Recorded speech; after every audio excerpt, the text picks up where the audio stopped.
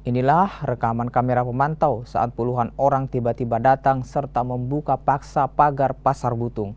Tak hanya itu, beberapa di antaranya merusak segel pengadilan negeri dan masuk ke ruangan pengurus Pasar Butung yang saat ini masih dalam proses penyelidikan kasus dugaan korupsi. Atas kejadian ini, pihak pengurus Pasar Butung melaporkan aksi ini ke Polres Pelabuhan.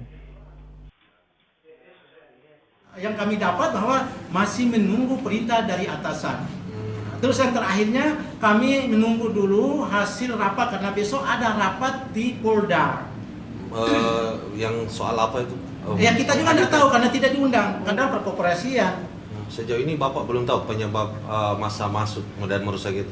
Kami tidak tahu. Belum ditahu Iya, apa belum penyebabnya tahu ya? dari mana. Makanya kami melapor karena ada petunjuk bukti bahwa ada beberapa muka yang masuk itu, itulah yang kami lapor.